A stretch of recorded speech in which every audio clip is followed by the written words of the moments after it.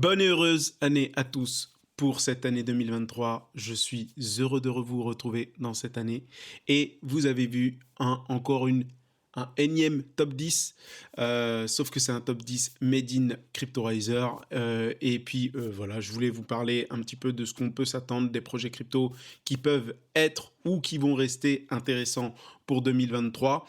Je voulais vraiment faire un point, on va dire un peu plus concret, parce que beaucoup de choses se sont passées sur la crypto. Vous le savez, on a vécu un effondrement en 2022 et ça n'a pas été facile pour les portefeuilles des détenteurs de crypto qui ont vu la valeur en euros diminuer de leur portefeuille. Mais, on voit quand même que malgré cette chute, la crypto est là, est bel et bien présente et elle n'a pas décidé de s'arrêter ici. Et donc, on va faire un petit top 10 des 10 cryptos sur lesquels compter en 2023. On va commencer avec le top 10 de cette année. Pour moi, ce sera Polkadot. Polkadot parce que tout simplement, c'est une crypto qui a su être présente, qui a su continuer à vivre. Et puis surtout, on a cette volonté de devenir de plus en plus décentralisé avec cette crypto, notamment avec un changement justement dans le lead, dans la manière de gouverner cette crypto qui va être un petit peu plus décentralisé, un petit peu plus démocratique, puisqu'on a la disparition du concile, mais on a aussi un nouveau système qui va arriver avec une nouvelle mise à jour, qui est d'ailleurs à peu près présente, mais qui va se répandre sur toute la crypto. C'est le XCM Messaging qui va tout simplement permettre à toutes les cryptos de toutes les blockchains qui vivent sur le Polkadot, tout simplement de s'échanger en natif. Donc pas besoin de bridge, rien du tout. On peut tout simplement échanger les cryptos entre différentes blockchains de manière native. Et ça, c'est plutôt pas mal. En top 9, nous avons Avalanche, même si je suis pas vraiment fan de cette blockchain parce que je trouve que en termes d'utilisation, on a, on va dire une sorte d'app qui fonctionne mais qui n'est pas réellement utilisée. La blockchain en elle-même est quand même l'une des plus décentralisées, si ce n'est la plus décentralisée après Bitcoin et Ethereum. Effectivement, aujourd'hui, le système de sécurité d'Avalanche est aujourd'hui l'un des plus éprouvés. On ne peut pas lui retirer ce fait. Donc effectivement, on peut continuer à compter sur Avalanche, même si je trouve qu'en termes d'adoption, on est encore très très loin des tops qu'on va découvrir un petit peu après. En 8, top 8, je mettrai 2 cryptos ex aequo. Oui, 2 cryptos, parce que pour moi, ça a été très très difficile de les départager, tant les dApps, ces projets crypto comptent et comptent grandement dans l'univers crypto. Je parle bien sûr de Aave et de Uni. Aave pour le protocole Aave, le protocole de lending, le protocole d'épargne. Aave qui est aujourd'hui l'un des plus utilisés, avec la plus grosse capitalisation jamais hackée, à peu près jamais hacké. Donc aujourd'hui, un code source totalement éprouvé et qui a su justement tenir durant toute cette baisse. Et aussi Uniswap qui est tout simplement le DEX, le Decentralized Exchange dans le monde de la crypto le plus utilisé au monde, avec un volume le plus élevé au monde. Donc 2 projets de crypto qui en découlent, qui, pour moi, vont continuer à garder justement une certaine valeur intrinsèque au projet qu'ils portent. Et donc, pour moi, voilà, c'est le top 8 de ces deux crypto-monnaies. Il faut que j'arrête de taper sur le micro. J'espère que vous ne l'entendez pas. Ces deux cryptos, Uni et Aave, respectivement 20e et 42e en termes de market cap, qui ont la 8e position. En 7e position, nous avons Maker et son logo, sa crypto MKR, tout simplement parce qu'aujourd'hui, c'est le stablecoin qui dure et qui a subi toutes les foudres et qui a su tout simplement tenir et résister malgré toutes les turpitudes que l'on a vécues. C'est aujourd'hui la seule crypto-monnaie décentralisée, entièrement décentralisée et backée par de la crypto qui tient et qui n'a jamais vraiment beaucoup dépégué, qui a toujours gardé son peg de 1 dollar pour un DAI. Et donc forcément le token MKR qui permet tout simplement d'épargner et de faire en sorte que justement on imprime des DAI sur les blockchains, va tout simplement encore continuer à garder sa valeur d'épargne et sa valeur de backing par rapport à tous les DAI qui sont aujourd'hui créés. Et donc aujourd'hui un protocole qui tient et qui tout simplement fait le travail pour lequel il a été créé, et on n'a absolument rien à lui dire et absolument rien à lui reprocher aujourd'hui. 6e position, Link parce que aujourd'hui c'est tout simplement l'oracle incontournable du monde de la blockchain et de la crypto-monnaie. Link aujourd'hui est tout simplement indispensable au bon fonctionnement de la crypto, notamment en termes de justement de transmission d'informations parmi tous les protocoles et tous les DApp aujourd'hui en circulation sur toutes les blockchains. Link est tout simplement le parisien, ou je ne sais pas quoi, le système de transmission d'informations de la blockchain, et ça on ne peut absolument pas lui retirer. Et pourquoi la 6e position? C'est que tout simplement nous avons une mise à jour de Link qui permet tout simplement de stacker en natif à travers le projet ces crypto-monnaies Link avec je crois à peu près 10 ou 14% de rendement, ce qui est vraiment pas mal. Je trouve que c'est tout simplement un projet sur lequel on ne peut pas oublier son existence en 2023 et certainement pour beaucoup d'autres années. En 5e position, ça me fait mal de le dire, et on pourrait tout simplement se poser la question, est-ce qu'elle mérite cette 5e position, cette crypto-monnaie? Mais la crypto-monnaie dont je parle est pour moi extrêmement compliquée à avoir un avis dessus, tant elle est là, elle existe, elle est extrêmement utilisée. Et pourtant, beaucoup de polémiques autour justement du fondateur de cette blockchain. Je parle bien sûr de Tron et son token TRX. Effectivement, Tron aujourd'hui est l'une des blockchains les plus utilisées aujourd'hui dans le monde de la crypto-monnaie. Malheureusement, les volumes parlent d'eux-mêmes, et effectivement, il y a de l'argent qui circule au sein de cette blockchain. Cette blockchain trouve un certain nombre d'utilisateurs qui en voient une grande utilité. Et effectivement, les frais qui existent dans cette blockchain sont assez bas par rapport aux autres, et notamment par rapport à des blockchains comme Bitcoin ou Ethereum.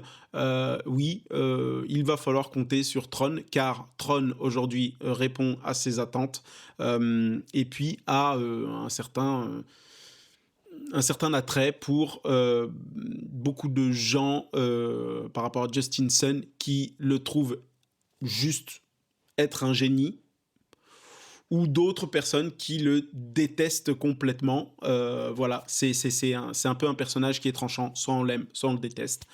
Mais aujourd'hui, sa blockchain aujourd'hui est présente, existe, et les volumes qui circulent dans cette blockchain ne sont pas négligeables. Quatrième position, certainement une des blockchains que j'apprécie le plus aujourd'hui, parce que tout simplement l'univers qui est en train d'être développé sur cette blockchain est tout simplement grandissant et magnifique.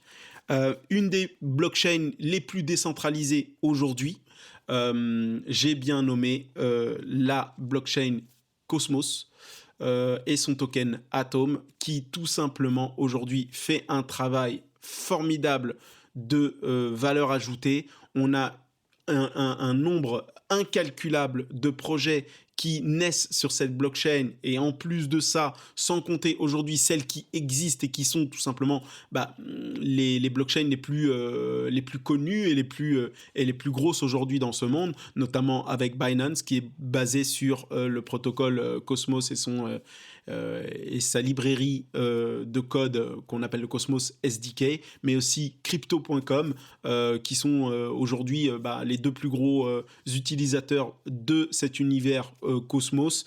Mais en plus de ça, on a une grande valeur qui est ajoutée sur tous les protocoles et sur tous les projets qui naissent sur cette blockchain, notamment avec un nombre incalculable de airdrops.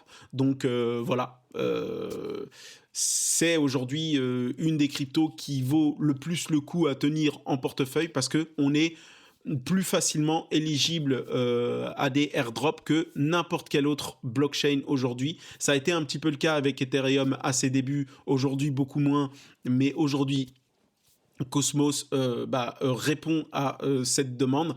Et puis surtout, on a bien une prochaine mise à jour que beaucoup de gens attendent, puisque aujourd'hui la blockchain et le Atom, le token en lui-même, aujourd'hui ne sert pas à grand chose si ce n'est du stacking, mais on va avoir une mise à jour qui s'appelle l'ICS, l'Interchain Security, et qui va permettre tout simplement à la grande blockchain Atom d'agir réellement comme un hub et de pouvoir sécuriser toutes les transactions qui existent dans cet Internet des blockchains qu'on appelle Cosmos. Et ça va être vraiment monstrueux.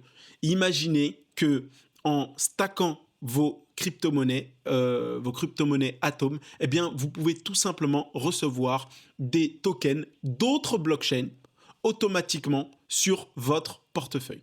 Et ça, c'est absolument formidable. Et puis aussi, dernière chose qui est aussi une des forces du Cosmos, c'est son wallet Keplr, qui n'appartient bien sûr pas à Cosmos, mais aujourd'hui le wallet Keplr est tout simplement le wallet le plus user-friendly et le plus facile à utiliser, tant son ergonomie et son interface est simple et facile. Il n'y a absolument rien à lui dire par rapport à ses concurrents. Bien sûr, on peut aller encore un petit peu plus loin dans la construction et dans le fait que la blockchain soit de plus en plus facile à utiliser. Effectivement, aujourd'hui, c'est un petit peu le problème de la blockchain, c'est que c'est difficile pour le commun des mortels d'agir sur ces blockchains, et on espère avec le temps que les choses vont être de plus en plus facile, notamment avec des projets comme les ZK Rollup, etc., qui vont assurer plus de sécurité sur les blockchains, et peut-être ensuite faire naître des projets beaucoup plus user-friendly pour le commun des mortels. On arrive aux 3 plus gros. Je pense qu'il n'y a pas de surprise sur les 3 prochaines crypto-monnaies, quoique la 3e position aujourd'hui est peut-être ne peut être tenue que par le BNB de Binance, qui est tout simplement aujourd'hui la 4e blockchain, avec son BNB en termes de capitalisation la plus grosse. Binance aujourd'hui a montré toute sa grande puissance, notamment au niveau de son exchange centralisé, mais aussi au niveau de sa blockchain décentralisée qu'on appelle la Binance Smart Chain. Et c'est tout simplement la deuxième blockchain la plus utilisée au monde après Ethereum. On a une blockchain et une crypto-monnaie qui est prépondérante dans le monde de la crypto-monnaie et tout simplement on ne peut absolument pas passer dessus puisque tout simplement l'exchange centralisé Binance aujourd'hui est l'une des plus grandes portes d'entrée dans le monde de la crypto et donc il va falloir compter sur le BNB qui, je pense, au fur et à mesure de temps, va tout simplement devenir une sorte de commodité et qui va tout simplement être le garant de la puissance financière de Binance et donc elle ne pouvait avoir que la troisième position dans ce top 10 2023. En deuxième position, non, c'est pas Ethereum. non, c'est bien Bitcoin. C'est Bitcoin qui est en deuxième position parce que tout simplement, aujourd'hui, Ethereum, dont on va parler un petit peu plus tard, est aujourd'hui la blockchain la plus répandue. Mais Bitcoin, tout simplement, ce système de paiement de pair à pair, aujourd'hui, avec une capitalisation mondiale en top 1, qui est aujourd'hui à 20 000 euros, 20 000 dollars, 20 900 dollars. On a une explosion en ce moment du prix, ça fait du bien. J'ai un petit peu peur que ce soit un bull trap, mais l'avenir nous le dira. En tout cas, 402 milliards, pardon, 402 milliards de dollars, non, oui, 402 milliards de capitalisation.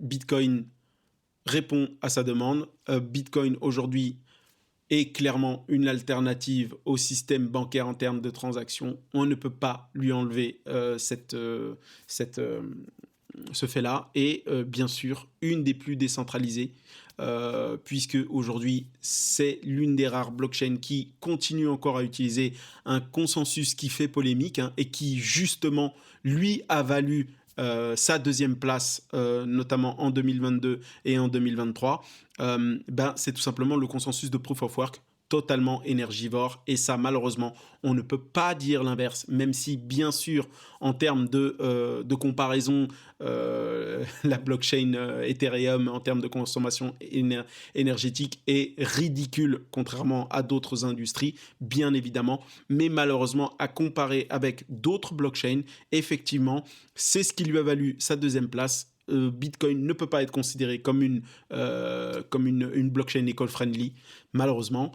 Surtout que, tout simplement, on voit que le proof of work s'est professionnalisé et donc a perdu justement cette superbe vis-à-vis de cette première idée. Et c'est un petit peu aujourd'hui le sujet sur lequel je voulais m'attarder par rapport au Bitcoin. C'est qu'aujourd'hui, Bitcoin est en train de perdre sa promesse en termes de décentralisation, puisque tout simplement, nous avons une industrie qui est née avec cette idée de ferme de blockchain, ferme de minage que l'on a vu un petit peu partout et qui aujourd'hui rend ce hash rate de plus en plus difficile. Le hash rate étant le calcul de la difficulté sur la blockchain pour pouvoir sécuriser les transactions.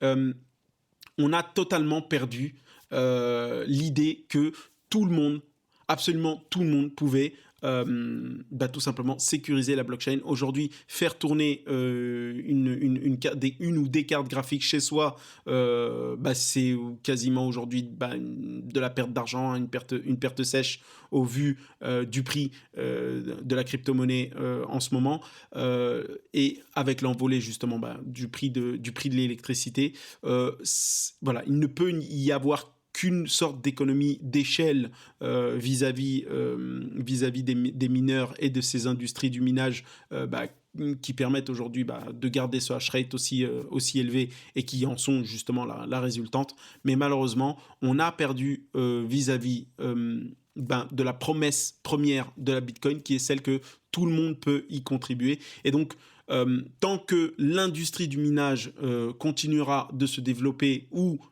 à défaut, reste aussi grand qu'aujourd'hui, malheureusement, le Bitcoin ne peut pas être une crypto-monnaie aussi décentralisée qu'on le veut et qui est le garant de cette idée d'une économie de système de paiement totalement décentralisée et qui appartient à tous ses utilisateurs. Malheureusement, ce n'est pas le cas puisque l'industrie du minage récupère la majeure partie des crypto-monnaies qui sont créées. Voilà pourquoi nous avons le Bitcoin en deuxième position. En première position, vous l'avez compris, c'est Ethereum. Ethereum aujourd'hui qui est the blockchain, qui a justement qui est passé tout simplement d'un consensus à un autre, celui du proof of work avec lequel on était en train de parler vis-à-vis de Bitcoin, au proof of stake qui est aujourd'hui totalement éco-friendly. On peut tout simplement faire tourner un node sur un Raspberry Pi, qui sont des petits ordinateurs qui ne consomment pratiquement rien. Bon, maintenant, la difficulté serait d'avoir 32 Ethereum pour avoir un node complet. Mais aujourd'hui, voilà, avec des protocoles comme Lido, etc., on peut participer au consensus et à la production des blocs, notamment avec des projets comme Lido, en déléguant tout simplement ces crypto-monnaies, même si forcément on pâtit un petit peu plus d'un manque de décentralisation. Mais aujourd'hui, clairement, il y a beaucoup plus, il y a un node, une quantité de nodes qui existe encore et qui est assez répandue, donc on ne peut pas encore parler d'une blockchain qui est totalement centralisée. Et puis surtout, c'est la blockchain qui développe le plus, qui s'upgrade le plus et qui est tout simplement le plus utilisé aujourd'hui dans le monde, et notamment avec les layers 2 auxquels vous avez remarqué, je n'ai pas mis dans mon top 10 aucune layer 2 parce que tout simplement pour moi aujourd'hui les layer 2 et Ethereum avec les prochaines mises à jour vont faire partie d'un seul et même monde, puisque voilà, Vitalik Buterin, qui est l'un des premiers inventeurs de cette blockchain, a tout simplement dit que les prochaines mises à jour vont compter parmi elles les layers 2, et il compte sur les layers 2, même si pour moi il y a un petit peu une sorte de contradiction, puisque avec les prochaines mises à jour qu'on attend, notamment la prochaine qui va permettre de libérer les Ethereum qui sont bloqués dans l'Ethereum 2.0, qui vont être libérés, on va voir si le prix va grandement baisser du fait de vente ou justement les gens vont vouloir garder. Ce sera encore une épreuve de force pour le réseau Ethereum, mais les prochaines mises à jour vont tout simplement permettre d'avoir une blockchain qui va agir en multicouche et donc qui va permettre tout simplement de drastiquement baisser les frais, notamment aussi sur la couche numéro 1 de la blockchain. Et donc, pour moi, cette idée d'intégrer les layers 2 tout en sachant que l'Ethereum, la couche numéro 1 d'Ethereum sera... les frais seront largement plus bas, sachant que à l'arrivée du proof of stake, ça a déjà grandement diminué. Si on arrive à une blockchain en layer 1 qui nous coûte 10 centimes, je ne vois pas l'intérêt d'utiliser des layers 2, notamment comme Polygon, comme Optimist ou comme Arbitrum, et notamment aussi comme les ZK Rollup qui vont certainement bientôt arriver et faire parler d'elles. Mais pour moi, la layer 1 suffira tout simplement à faire vivre la blockchain. C'est la blockchain qui a le plus d'applications qui existent et qui circulent. Les plus grands projets sont sur la layer 1 de l'Ethereum, notamment des projets comme Aave ou comme Uni dont je vous ai déjà parlé, Link aussi. et qui sont tout simplement en fait qui est aujourd'hui la source originelle de beaucoup de blockchains, notamment Avalanche, qui est EVM compatible, mais aussi Binance Smart Chain, qui est EVM compatible et qui agit un petit peu comme un standard dans ce monde de la crypto-monnaie et de la blockchain.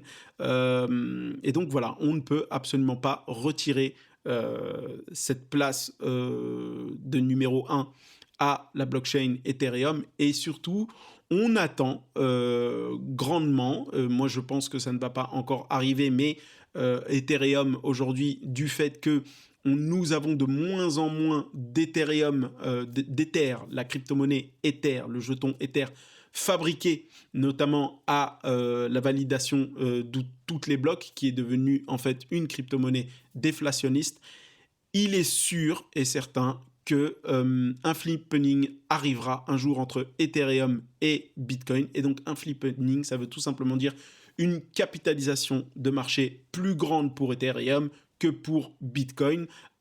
C'est tout à fait logique, puisque Ethereum aujourd'hui est une technologie bien plus grande qu'un système de paiement de pair à pair. On a un univers qui est beaucoup plus complet chez Ethereum. Et donc, pour moi, ça ne sera peut-être pas pour 2023, ce flippening, mais 2024, 2025, ce sera tout à fait possible pour la blockchain. Voilà, j'espère que ça vous a plu. J'espère que vos portefeuilles se portent pas trop mal en ce moment. Bien sûr, tout ce que je dis n'est pas un conseil en investissement. Et justement, je voulais vous parler un petit peu d'une nouvelle qu'on a notamment du côté de nos législateurs, et qui qui vont tout simplement discuter, je crois, le 24 janvier d'un nouvel amendement de projet de loi qui va permettre d'encadrer un petit peu plus la crypto-monnaie et le monde de la blockchain en France, bien sûr, je parle, parce que malheureusement, la blockchain est internationale et n'a pas de frontières. Nous avons cette idée que les influenceurs ne pourront plus faire la promotion payante de projets crypto. Vous l'avez compris, chez Cryptorizer, dès la première vidéo, nous vous l'avons dit et nous vous avons prévenu, nous ne ferons jamais de promotion ni payante ni gratuite sur les projets crypto-monnaies qui existent et qui se développent. Nous sommes un média de presse et nous ne pouvons être que d'accord avec ce projet de loi, notamment qui encadre les ICO, les projets de crypto-monnaie dont la promotion est assurée par des influenceurs. Nous sommes sur YouTube, donc on peut en quelque sorte se considérer comme des influenceurs, mais je tiens à dire et avant tout à préciser que Cryptorizer est un média de presse, et donc nous ne faisons la pub de personne, nous faisons la pub de l'ensemble de l'écosystème et de l'économie en général. Et donc cet amendement ne fait que d'aller dans le sens premier de notre crypto, et j'espère que tout ça vous plaît. J'espère que vous apprenez beaucoup de choses avec nous, et je vous souhaite en tout cas une belle année, le meilleur. Profitez de vous, de votre famille et de vos proches. Et puis on se voit à une prochaine pour un prochain Ecomémo. Ciao, ciao.